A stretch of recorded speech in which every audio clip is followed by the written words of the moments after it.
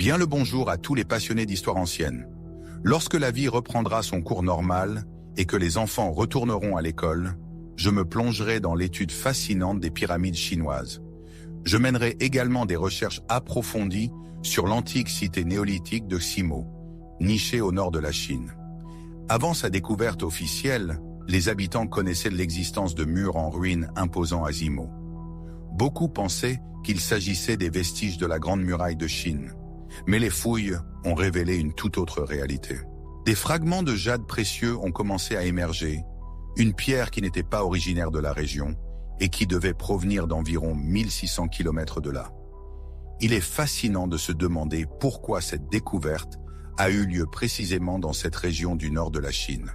En 2013, des archéologues chinois ont entrepris des fouilles sur le site et ont mis au jour une cité néolithique disparue, une ville immense protégée par près de 10 km de murailles de pierre, dotée de sa propre pyramide. La datation au carbone 14 a révélé que le site était vieux de 4300 ans, une révélation stupéfiante, car elle repoussait de plusieurs siècles les origines supposées de la civilisation chinoise. La pyramide était l'élément central de la cité.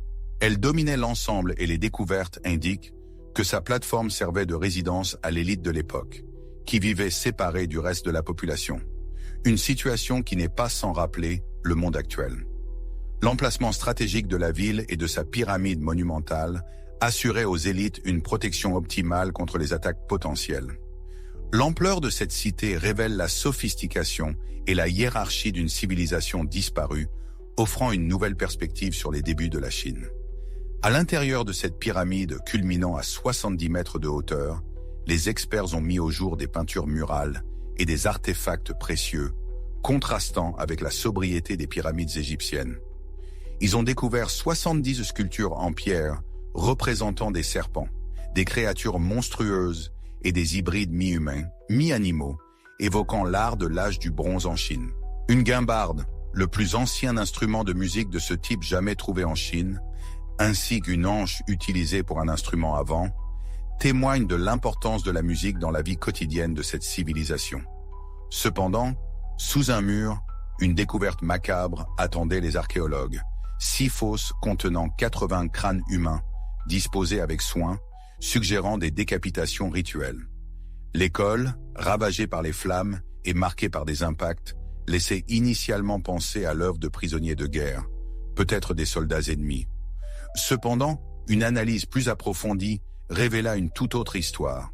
Les crânes appartenaient en réalité à de jeunes femmes, suggérant la présence possible de princesses et de nobles issus d'une communauté ou d'un groupe rival.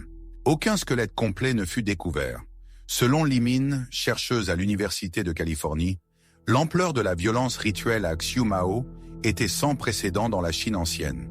Au-dessus des fosses remplies de crânes humains se dressaient des monuments de pierre aux yeux vigilants.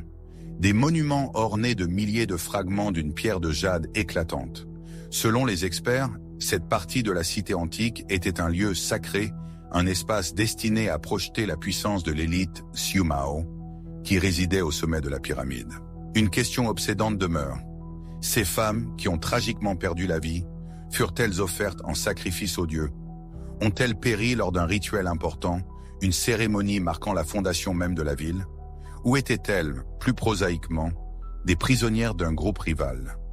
Quelle que soit la vérité, ces découvertes macabres, combinées à la finesse des ouvrages de pierre et des artefacts exhumés, témoignent de l'importance capitale de Xiumao dans la Chine ancienne.